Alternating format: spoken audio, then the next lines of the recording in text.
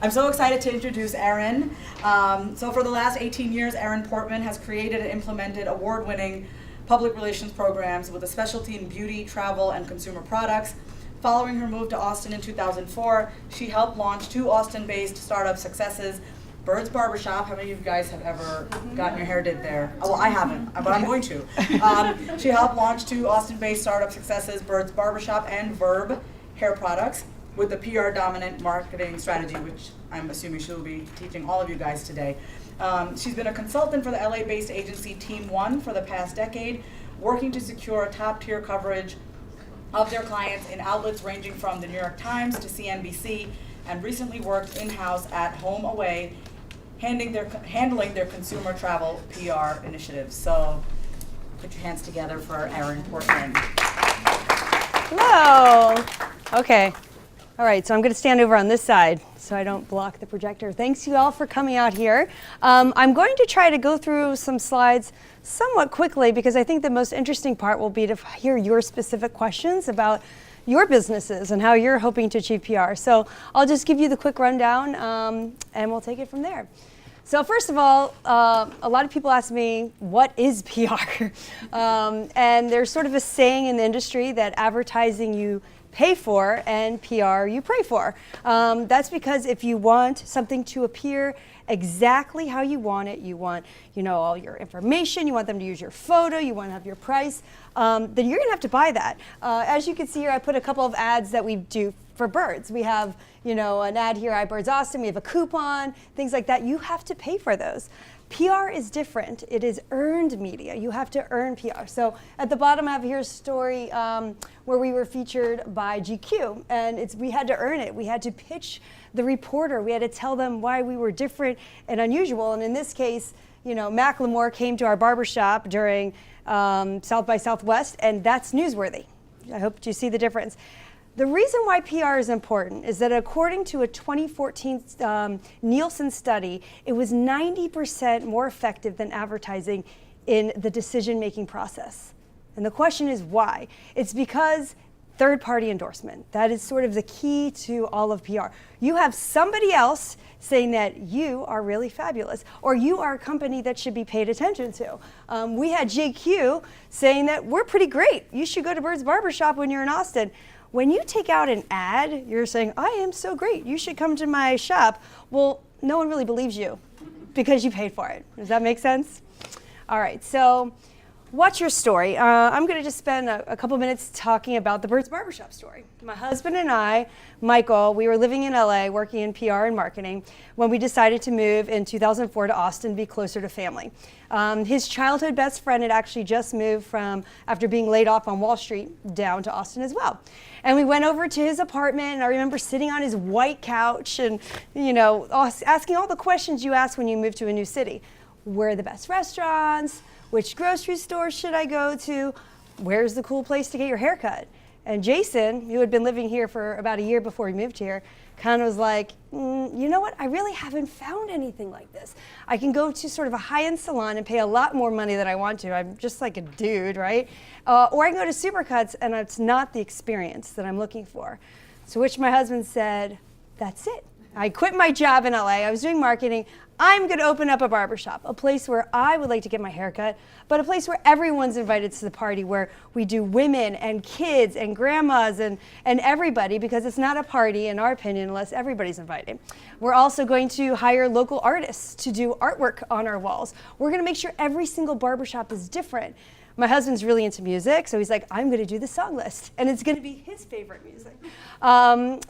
We kind of put at the bottom. So actually, that's on the right is Michael, my husband, and Jason. That's at his bar mitzvah many years ago, and that's them today, sitting in front of our East 6 shop. And I kind of put this little screenshot on the bottom here because this is really what our business represents. We have old school video games. We have this on every single door of our shops.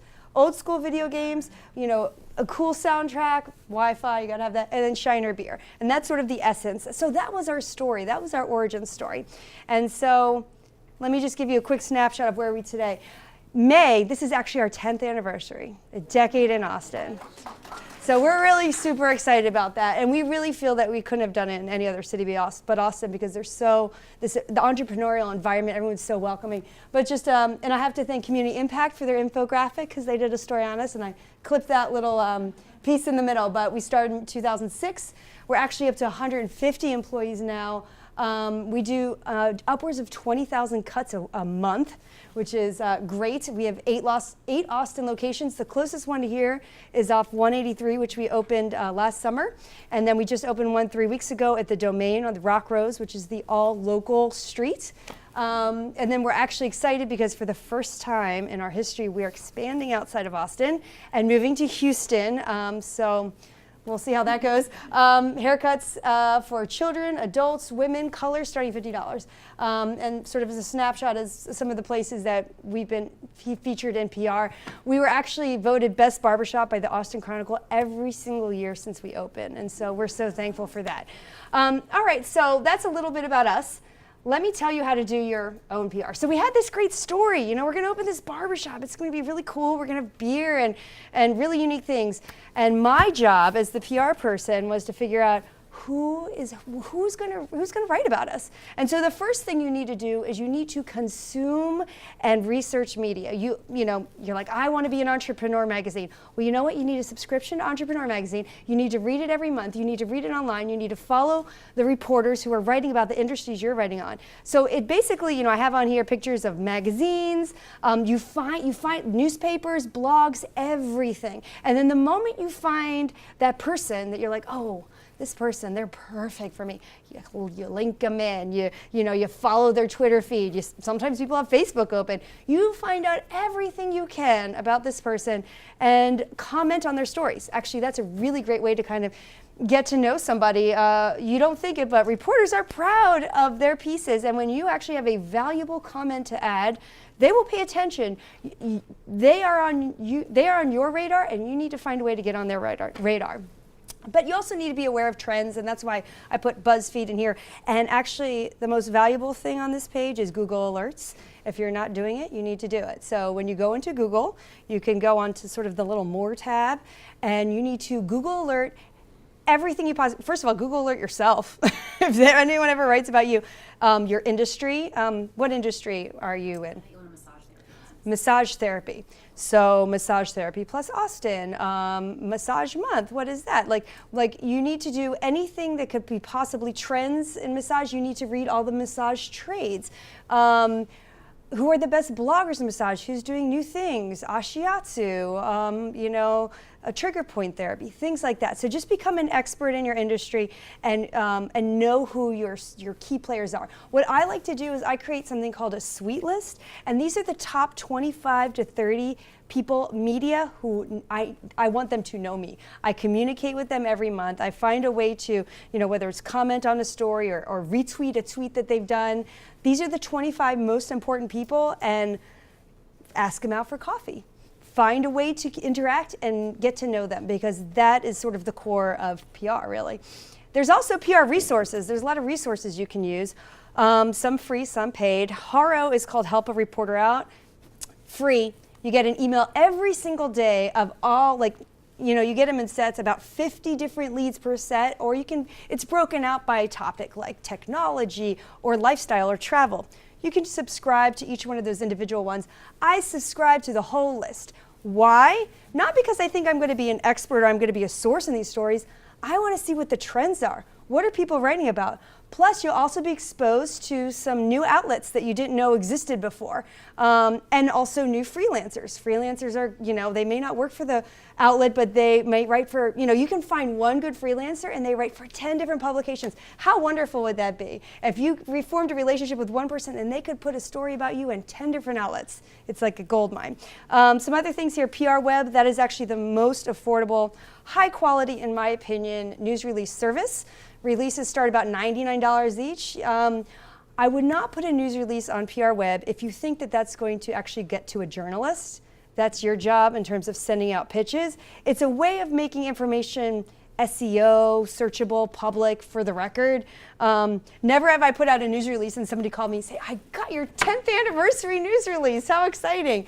But more and more, you know, people in PR are kind of sometimes speaking more directly to consumers, and so that's why maybe something like this would be relevant, or if you want to make something public record.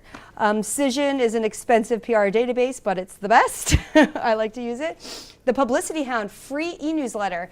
Sends you tips every week and resources. Most of them are free. Ideas on how to get more PR for your business. And then also, depending if anyone has a business that deals with gifts, there's an outlet called the Gift List, and they do gift guides. Every December, there's 1 million gift guides, whether print or online. The list can range from about $600 or up, and they do all the research for you and give you a list of tons of media. I highly recommend them. And then, you know, of course, there's lots of newsletters you should sign up. You know, you Google PR free resources, you'll get a whole bunch, and just try them out. Collect editorial calendars. So if you know where you want to be in terms of your business, go to the magazine's advertising site and they will have an editorial calendar. Why? Because they're trying to sell ads to people that, you know, in certain sections that they're writing about. So I pulled this the other day. I was looking at Entrepreneur and I noticed that in July, they're doing a piece on advice. And my friend happens to own an app that's all about advice. So I sent it to her. I was like, here you go. And I just pulled it. It's all free. It's all online. And she was so excited about it. And the things with magazines is that they usually have a 3-month lead time. So you have to be really on top of it. If, you know, say massage month is November, you need to be looking in, you know, 3 months prior to make sure you're not missing the boat if you're doing something really different or unusual. So editorials is, you know, they're planning this content anyway. If it's on a place where you hit, you need to be there. Okay, prepare then personalize. So this is, we just opened our new shop on Rock Rose. So I put some of the assets that I put together for opening our new shop. The first is the pretty basic item that most people think about when they think about PR, which is the news release, right? It's written in an inverted triangle way where the most important information is at the top and you assume that they never get to the bottom, right? Because that's how much time a reporter is actually going to, you know, look at your materials. We also threw an influencer and media brunch. I wanted people to come into my shop. You know, we had a band and food and beer and free haircuts and a way for people to experience it. So I made this little invitation for the preview brunch. A blog post. I wrote a blog post and then just to have it ready for media that I could be like, I have a blog post if you want to post it. So then and then of course, my favorite, our customizable socks. Worked with the Sock Club here in Austin to make bird socks as a giveaway at our preview brunch. So I have all these materials, but you know, if I'm going to send an email to a reporter, am I going to just send a mass email with everyone's names, even if it's BCC, and say news release, check this out? No. No one's going to open that. I wouldn't open that. I would delete that right away. What I would do is I would find, say, a reporter at The Statesman, and I would say, hey, John, I noticed you did a recent story about this. Because of that, I thought that you would be particularly interested in the opening of our new shop on Rock Rose, which you recently covered.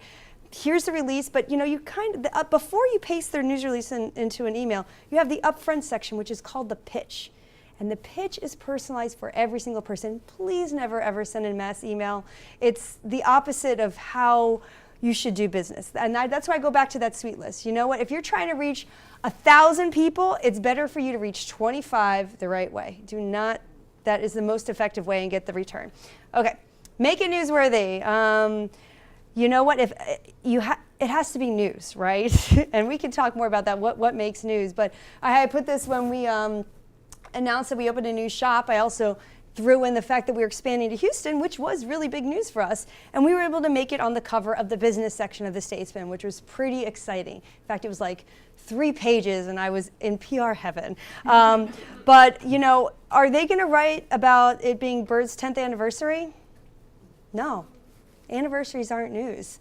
You might think it's like the biggest thing in the whole wide world. I have to find something else that's interesting. You know, maybe the news is our 10th anniversary plus the most unique things we've done in marketing over those 10 years that have really like made an impact on our bottom line. It can be something, but it's not the whole story. So make it newsworthy. Bloggers and influencers, a lot of people ask about this. How do you work with bloggers?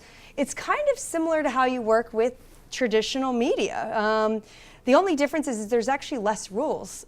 So when I go out to lunch with somebody at the New York Times, I may not be able to buy their lunch because that would appear in their very high, strict editorial environment that I'm trying to buy a story from them. I cannot send a gift or a promo that's worth more than $25 because that might impact their editorial policy. Well, the great thing is with bloggers, they make their own policy. It's usually their own site, or it's a lot less strict. So I can invite somebody from, say, the Austinaut to come into my shop, get a free haircut, and write a review about it. It's great for them. In fact, not only that, I gave them a pack of 4 free haircuts to give away to their readers. They are so happy to give something to their readers. I'm happy that I got a review on my new shop, so it's great. I think that there are so many blogs out there. There's so many different influencers that are willing to share via social that you need to just start a list and keep growing it. It's a huge opportunity. One of my favorite things to do PR is to throw a party. Birds love to throw parties. And if you want to come to our parties, you should follow us on Facebook. We're actually having our 10th anniversary party at our original South Lamar location on May 15th. This was actually opening for our 183 location, and we decided to have the largest gathering of redheads. It was called Ginger Fest, is because Shiner had a new beer called Ruby Redbird, and we thought it'd be fun to do things with, redheads, and it was a great time. The event itself is not PR, right? The PR is promoting the event, right? So what I do is I write up a calendar announcement saying, here's the event, and here's the poster of the event, and I pitch it to the Statesman and to Free Fun in Austin and Culture Map and L Style, G Style, and they write, hey guys, you should all come to this event. So by the time the event has happened, even if nobody shows up, I've gotten my PR out of it, right? I've gotten birds in the media without having even, pitched tap the first keg. So, and these are a list here of all the other sites that wrote about our event. And you know what? I think the reason why we get traction with our events, also, you need to make your events newsworthy. Do something different and fun. If we said that we're having an event, we're gonna have some wine and cheese, but instead we're having the largest gathering of redheads. All of our performers have red hair. We're gonna do a wrap-off competition, and we have a VIP section. If you're a redhead, you get to go in the VIP section, and there's free sunblock. Well, that's kind of fun, and that's exactly what we did. And that's why people really respond to that. Strategic partnership. So sometimes 2 are better than 1. Maybe finding somebody else who is on similar brand as your company can help you create some PR if you are looking for something that's a little bit more newsworthy. We partnered with Shiner to create Shiner Bach washes. One of our stylists actually came to me with this idea. She's like, did you know that if you pour beer on your hair, it makes it shiny? I said, that is fabulous. What a great PR idea. So what we did is we made a video, content marketing, so not exactly PR yet. We made a video, we made this little brochure, we had the 4-step process of how you can wash your hair with beer at home. But then what I did, and this is where the PR part comes in, free Bach washes at Birds for a week last summer. So we just, this is not beer, this is sparkling water. We kind of kept the cans by the sink, and the stylist would pour it on. And that's kind of fun, right? It's a little different. And we had, We Are Austin came out and did a story on it. Statesman even showed up, Culture Map Houston and San Antonio were writing about it. That's really great for me because I'm opening a shop in Houston this summer. And the fact that people are already kind of, Birds is starting to get buzz in a city that I'm not even in yet is really fantastic. So, and it also is very social in terms of the shares we could get because we had a video and things like that. More on strategic partnerships. We work a lot with other people in Austin that are on similar brand with us. Some fun things that we've done in the past is Alamo Draft House. This was one of the first PR stunts that we did with them. Talladega Nights was coming out, and so we offered free mullets in the lobby. I mean, people loved it, and the TV station came out, and it was just really fun. Punch Bowl Social, we're doing an event with them next Wednesday at the Domain, where it's Beat the Barber, and if you beat us in ping pong or like bowling, you get free haircuts, and so we're able to promote this partnership. And Tom's, we actually, Tom's just opened up a great store right down on South Congress where our headquarters are, and they do this thing called A Day Without Shoes, and I met with them. Just having a meeting with somebody who's on similar business as yours, you spark all these ideas. So I found out about their Day Without Shoes, which is to promote what it feels like to not have shoes, part of their one-to-one.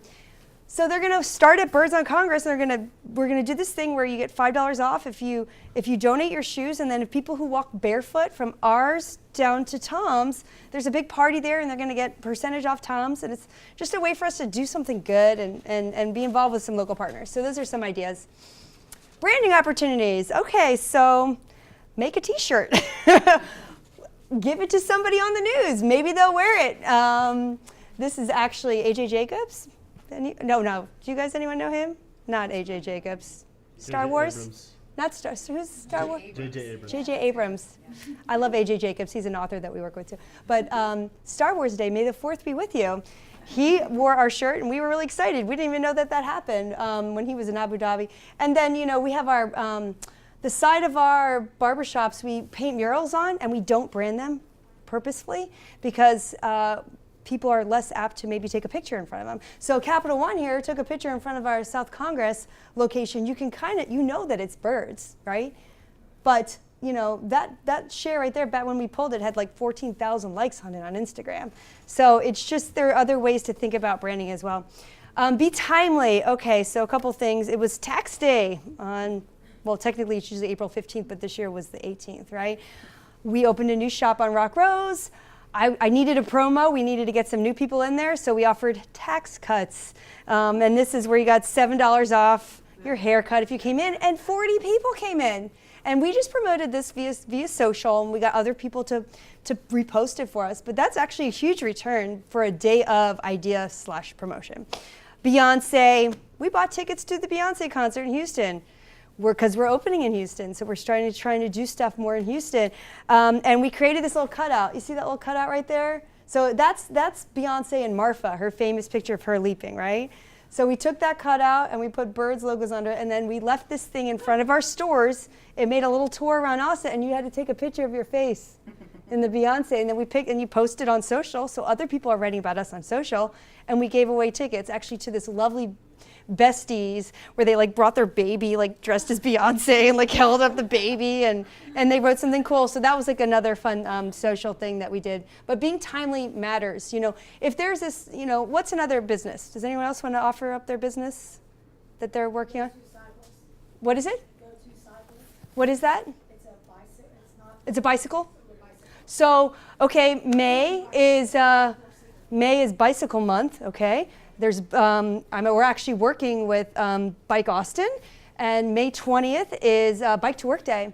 And we're actually a stop on the way. People can take their bikes and get styled. So they get streamers, reflective stickers, because we're in this style. We're how are we going to do this style? And we actually always have offered that if you bike ride to Birds, you get a free hair wash because we love cyclists.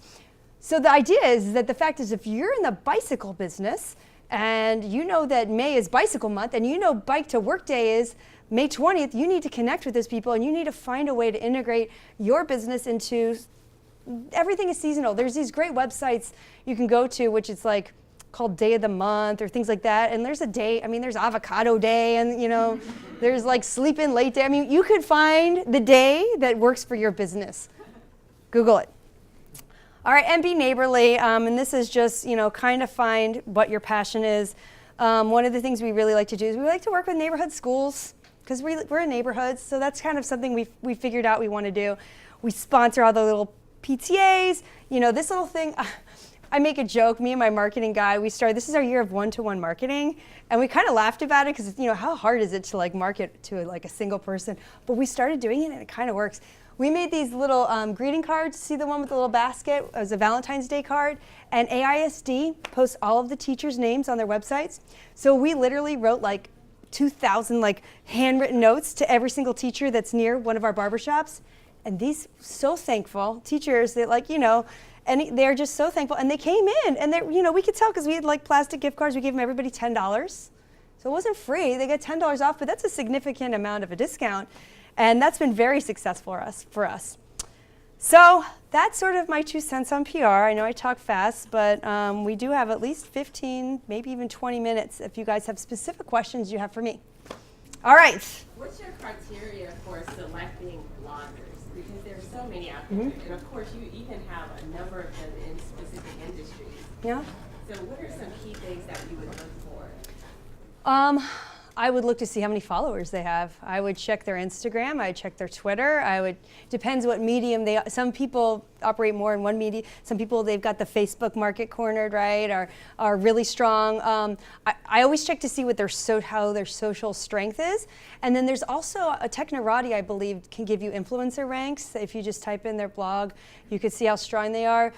For me, as much as it's great to get national coverage, and we have, nothing is more impactful than Austin people writing about us because they can come in directly to our shop. And if you are a blogger in Austin, the answer is always yes. You know what I'm saying? Like I'm not going to be like, well, I don't know if you've got enough following. If you are interested in enough in my business and excited about working with me, depends on how much your product costs, right? If I am a $500 alligator purse maker, I cannot give that to every blogger. Can I give haircuts? Yeah, I'm in a position I could do that. And the answer is mostly yes. You know, because you know what, you never know. There's some media that I've worked with in the past, and it may be from like a really small outlet that some people wouldn't even like pay attention to. But you know what, that person, they're a writer, you don't know where they're going next, right? And they might actually end up working at the exact place where you would love to be covered, and they will remember you, especially when you come back to them with something that's newsworthy. Yeah. Yes? So I love a lot of the events and different ideas that you came up with to get media's attention. Yeah. I'm wondering if you have a process or a framework by, you kind of start with what you want to do and then kind of find ways to tease out things that will get media's attention. You know, our creative process is pretty random. Usually if you can get like a couple creative people in a room and maybe just sort of bounce ideas. And for us, it's kind of like, if we start laughing at something, we're like, that's a great idea. So for instance, at our 10th anniversary, we're like, oh, you know, we're doing all this stuff, but what's the thing that makes it really interesting? And we're like, you know what? We are going to break a world record. You can break a world record, especially if it doesn't exist yet. And so one of the records that doesn't exist yet is the record for most people with their hair braided together. So we're gonna get as many people come to the party, and by the way, even if it's 5, we will break the record because no one's ever done this before. And we're just gonna braid people's hair together, and we're gonna braid them all, and we're gonna take a picture, and that's gonna be really fun. So it's understanding your brand. Our brand is fun, it's inclusive, it's all ages, it's good times, right? So that's sort of like where we start. And then we kind of look around and being like, we look for cues that will help us drive our event. For our 183 opening, Shiner is our beer sponsor, and they came out with a new beer called Ruby Redbird, and we built the whole event around that beer. So it's nice if you have something to start with, right? If you have like just something that needs to happen, and then like kind of go from there and just make it fun and creative and different. Yeah. How did you start your discussion with Shiner? You know what? I think it was like an email. I think it was like info@shiner.com. Like, we think, you know what I mean? And you kind of, you send out these emails and you think they go into no one pays attention, but it's not true, actually. And I think that half of it is just asking it's asking for something. If you don't ask, nothing's gonna happen. But if it's right on brand and if it makes sense, you just might be surprised. Was there someone over here who had a question? Oh yeah. Is it better to personally go to someone or for what? For PR? Yeah, for like the Shiner Mirror thing. Okay, so personal relationships are always like the top, right? If you can know or meet with somebody personally, you have a real like relationship. I mean, the bottom is like if you've emailed, like that's a starting point. Actually, the best way to connect with somebody I found is I call them. Millennials don't like to call, right? So it's funny, at every agency I work with, you know, I'd have all these people come in and I'd walk in, I'd be like, it's too quiet in here. What's happening? And yeah, everyone's, we're working. I was like, pick up the phone and call them. And they're like, really? It says that they don't like getting calls. I'm not going to call.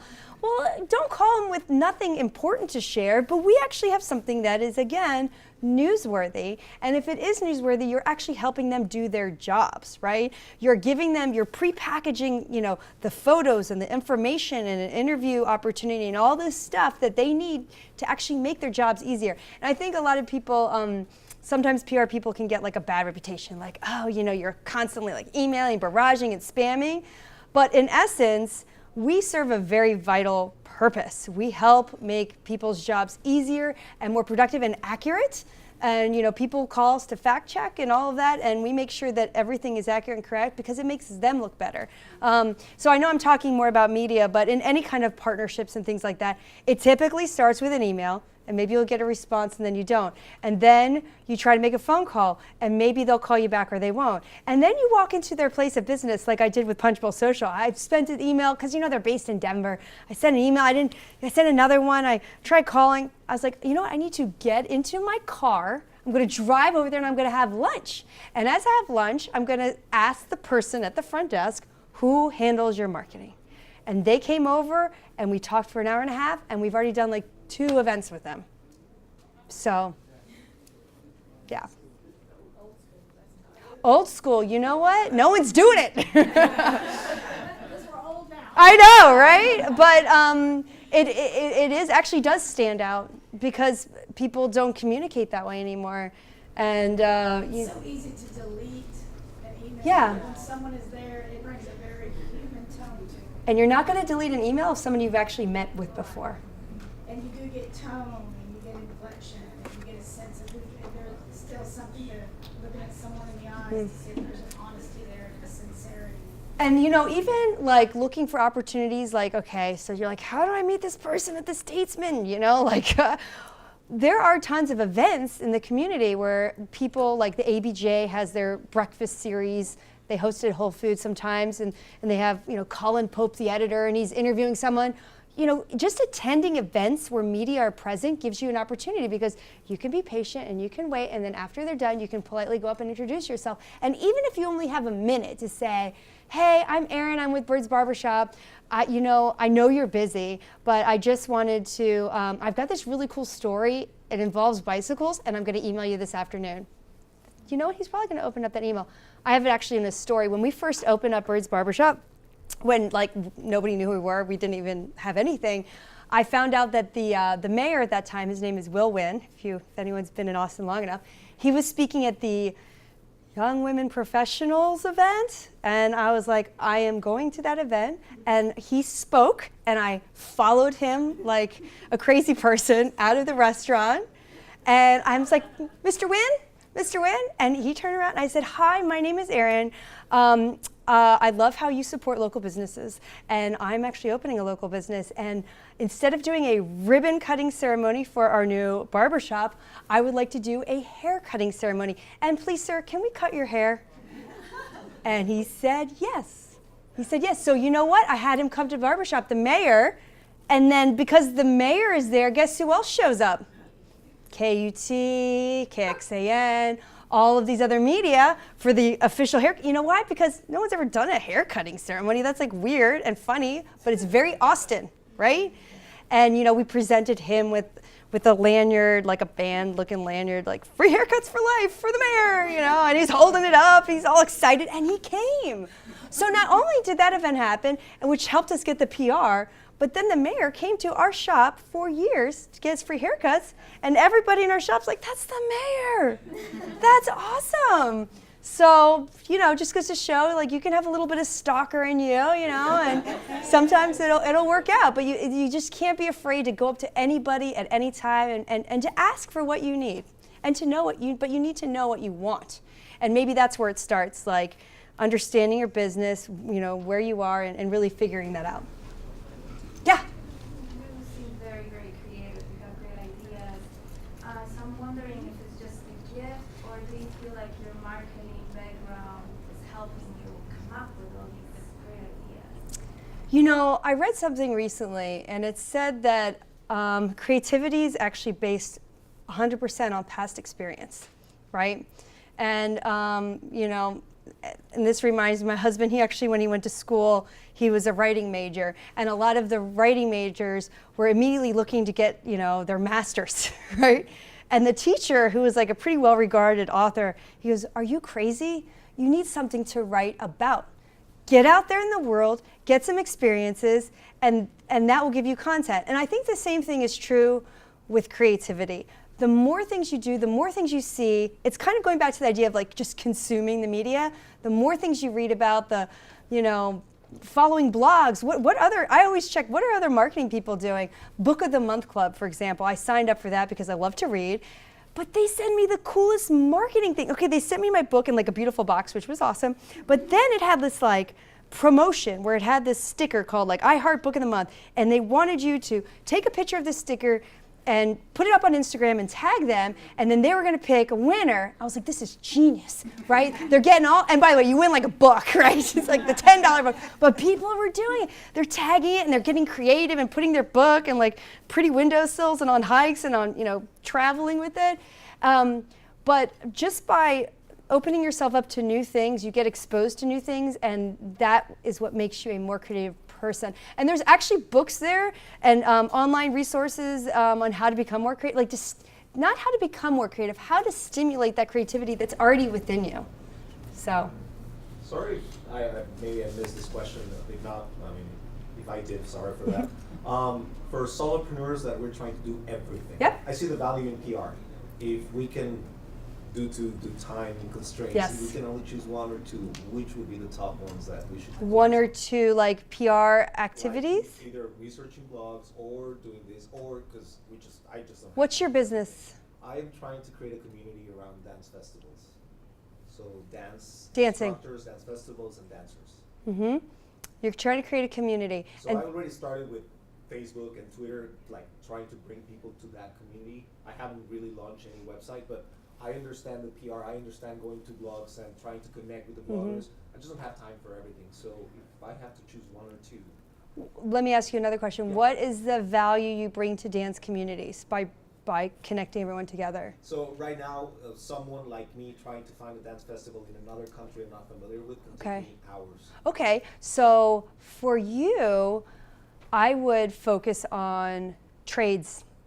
Trades are media that are specific to your industry, right? So like for birds, there are tons of magazines that write about hair and hairstyling. For massage, there's Massage Therapy Magazine. And maybe there's like 4 to 7, right? But it's actually their job is to write everything there is about dance, right? So if I bet you that there are a handful of dance magazines, I would focus just on those, because if you're promoting, like, it's hyper-focused PR, but you're reaching a very specific target market for people who love to dance.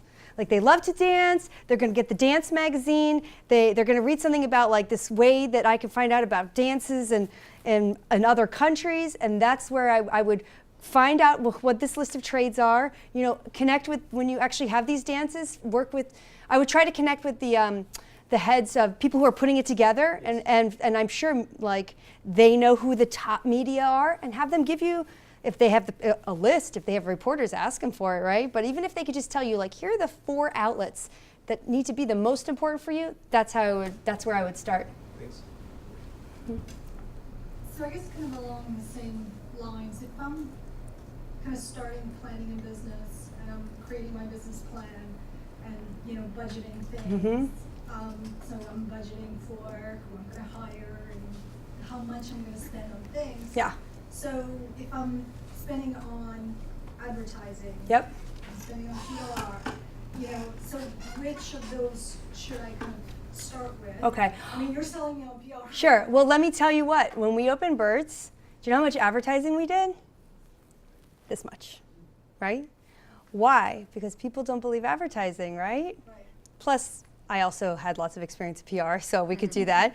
I mean, literally, when we started Birds, we did it all ourselves. We don't have any investors. I went to a small business festival, walked up to a loan officer and said, I'm opening a barbershop and I need a loan. And they gave us a small business loan for $90,000, and that's how we started Birds. Literally by me going to like events like this, like the small business, and just shaking a hand. So the point is that actually the reason why people love PR is because it's pretty affordable. I mean, sure, there's some costs. I mean, if you hire someone to help you, there's a cost there. And then, you need photography sometimes. Little, like if you were to create like a promotional item to give somebody, those are sort of kind of in the PR realm where you can spend, $500, $800 on a single ad, right? And ads don't work unless you have repetition, right? You need to run it for at least 3 times before it's even going to do anything. So what business are you in? a law firm. If I were you, I know that there's a magazine called Texas Lawyer, and I would try to meet with one of the editors based here in Austin and like see if there's something interesting. So you have to go back to what that slide I said earlier. What makes it newsworthy? Is it newsworthy that you're starting a new law firm? Maybe that's small, but maybe it's what you're doing. Yeah, we got a niche. Okay, so there you go. So there's your niche. Or maybe you have this really interesting case. Or maybe you're doing something really differently, like turning the industry up. Well, that's a great story, right? And people are going to be more apt to respond to a story, in my opinion, and according to the 2014 Nielsen study, than a bunch of ads. Unless, of course, some outlets, not the top tier ones, but some outlets respond to you a little bit more kindly if you do advertise with them. I'm not sure that Texas Lawyer actually, that my target audience reads that. Fine. You know what your business is. You have to figure out how, be very niche and find out where your people are and go to them. But the appeal of PR is that it is very affordable, So And how quickly can we see like results? Should we see Sure. I would say within 3 months, if you don't have any results, then there's a problem. As I mentioned, long lead outlets, they can take up to 3 months to run. If you say if you were to get a story in a magazine, that could take 3 months, sometimes even longer. But I usually try to do a mix of short lead, which is things like newspapers and online, blogs, with long lead, which are magazines or larger feature stories that take time to run.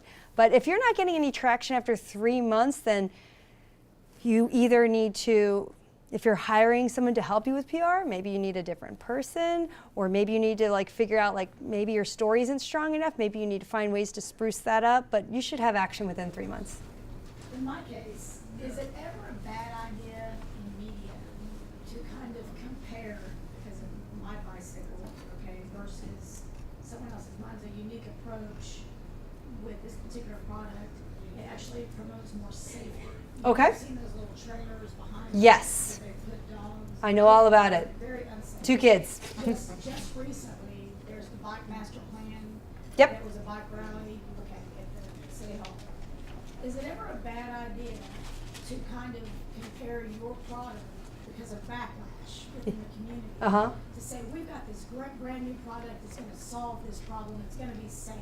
Sure. Now, that's good for me, I'm gonna get media coverage on that, but could I get bad backlash from the community that already has those products? Right. My opinion is you should never slam anybody, but I think there's a way that you can showcase how you are a superior product without naming anybody, right? So, yeah, for example, one way to do that is, unlike a number of popular trailers that are on the market, our product is unique. Whatever it is better and safer because of this. So you're not slamming anybody, but you're showing distinct differences on what separates and makes you worthy of media coverage. Have you ever had that happen where you had any other shops say, No, but actually we've had something funny that happened. Supercuts. By the way, as much as I talked about Google alerts and everything, you follow yourself. You also follow all your competitors too, right? So you need to on social, you need to know what everybody is doing and what everybody's saying. Well, we saw Supercuts. They had this really funny Instagram here, based here in Austin. They go, we won't give you a beer. We won't give you the bird, but we will give you a Supercut. And we just thought it was hilarious, and we shared it. You know what I mean? We're like, Supercut's so funny. But they kind of shot. The thing is that when you mention somebody else, you're giving them free PR. They think that they're kind of saying something. They gave us exposure. There's Supercuts right by a Hyde Park store right across the street. Thank you, Supercuts. You don't respond, and you never slam anyone, but you always pay attention. But it was just funny to us. But no, we've never had that because always take the high road. There are certainly things that people have done that we're not happy about, but do we ever mention it? No, because we don't want to give them the PR. Yeah. We don't want anyone talking about. We only want Bird's Barbershop to be coming out of people's lips, not any other name. So don't take a picture of that other thing. Okay, you know what? If you had to take a picture, I would maybe not show the brand. But if you needed a picture to showcase differences, I mean, how else are you going to tell your story? But blur it out. I mean, there's Photoshop. There's things you can do because you don't want to give them free PR, and you also don't want to be on their, potty list. Right? Yes. I noticed that a celebrity was wearing one of your Yeah. t-shirts. There are companies who advertise specifically targeting celebrities, Mm-hmm. and they say, hey, if you use us, we'll get a celebrity to wear whatever, or use Yep. whatever your product is. What's your Sounds thought expensive. I mean, hey, if you had an IPO and unlimited budget and you want to hire a celebrity placement firm, sure, there's tons of people who do that. We have never done that. We are very organic, and we what we do, we give it away. We give. Who wants shirts here? Give. about mail them to No. I mean, like that. They're different. We just, when we've met with people, we give it to them, but we've never hired anybody or paid for it. But certainly you can, but it's very pricey. Where's your location in Houston? It's going to be in the Heights off 20th Street. Yeah. Thanks for asking. PR. Yeah. So is your revenue model not based on having a sales and marketing team? Are you like the one man? No, we in our back office we have a great head of marketing who I work closely with.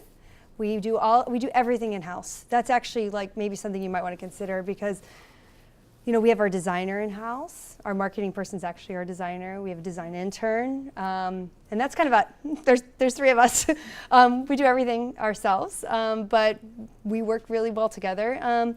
But there's also, if you can't do that, if you're a single person and you have to finding a local agency or even like a freelancer, or you find out somebody whose work who you really like and you can contact them directly. But we like to do it ourselves because we like to control the message.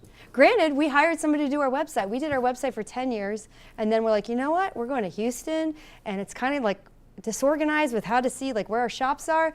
And then we're finally ready to invest in something that looks really sharp and good. And so we hired Door Number 3, they're a creative ad agency on the east side, to do our website for us, and they did a great job. But especially when you're starting out, you don't have that kind of money. You just sort of have to like do the best with what you can and make it look as good. And if you have to hire, like design, our business, we're in the style and business, the design has to be right? But you can hire somebody to do that for you, right? Yes? Are you blending your own products that you use? Shampoo? Yes, actually. So this is, glad you asked.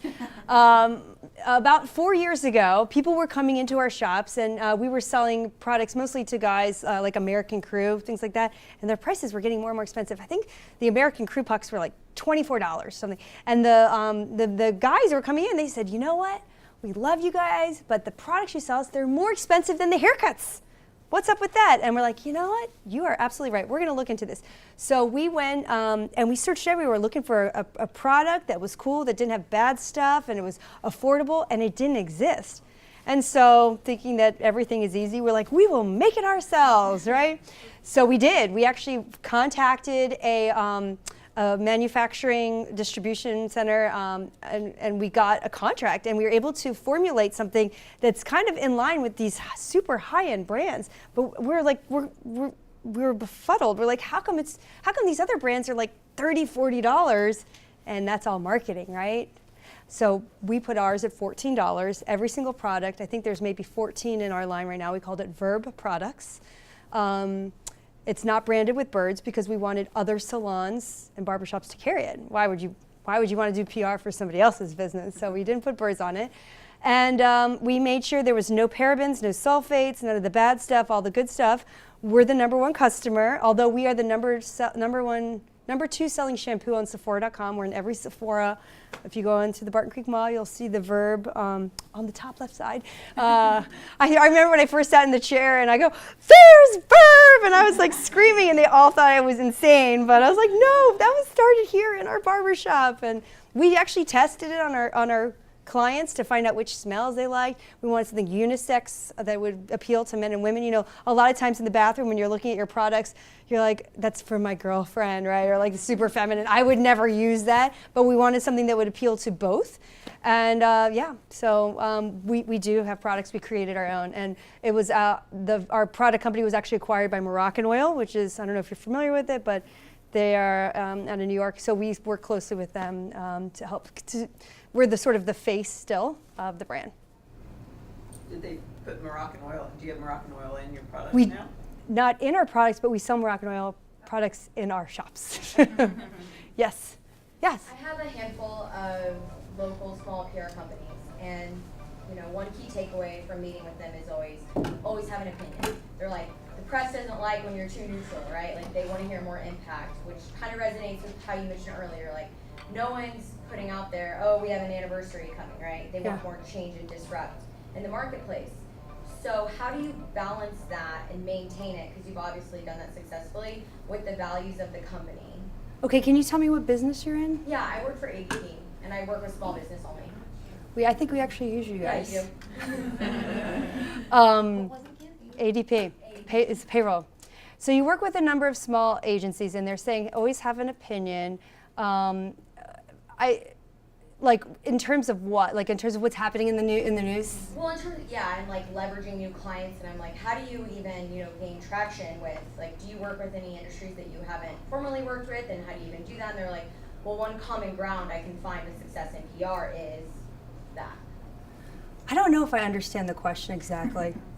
So I guess like deciphering when and when not, especially if you're just a startup. Yes. And it's like, for instance, okay, at what ground do you like cut it off to where like this idea is too out of the box if it's presented to you because it doesn't align with the vision of our company? Yeah. Yes. But we still need to get the word out about it. So it's like, do we sacrifice? Like, how do you decipher that? So if I'm understanding correctly, it's sort of, just because you're doing something, does that mean you should be doing PR for it? Or are you doing it just to have share a voice in the world? Yeah.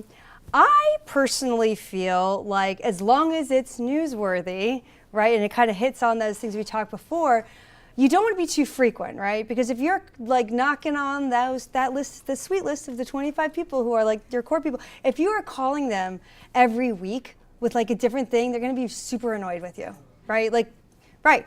But if instead you're like, okay, here's this one thing that's going to be like our May deal, right? Like our May deal, and we're going to go all into it, and it's actually going to be really great. And rather than have a bunch of small stuff going on, I'd rather have one really good, solid idea for whatever time period is like within reason for you guys. You don't want to cry wolf, right? Like if something's really not amazing, different, better, faster, whatever, the next time you call, they're going to be like, oh, I just didn't pan out. I said no. But then again, you must balance that with is you need to keep coming with ideas even if you aren't said no, because they may like it, or B, they may not like it, but the fact that you're on the phone with them or you become top of mind all of a sudden. And they're like, you know what, actually, I don't like that story idea at all, but we just happen to be doing a feature on XYZ, and you guys would be perfect for a quote, who's available to talk. So you do have to balance of having a good reason to continually be in contact with your targets, as long as it's like justified. And you know what, if you don't have a good reason, you may not even have a story. You could just be like, I saw your story that you did, and I thought it was great because of XYZ. You're not asking for anything.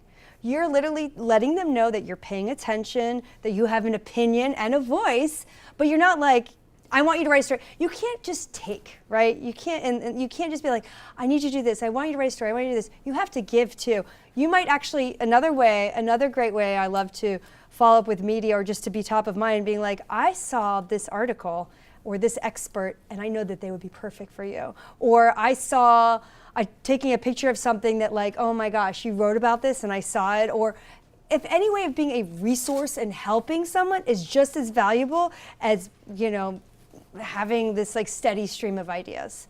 So I would balance that, and I would be cautious, because if it sounds like you've got lots of agencies and everyone's competing for attention, you need to figure out which one will get the most PR out of it, and then find other ways to fill in the gaps instead of it being like right after each other.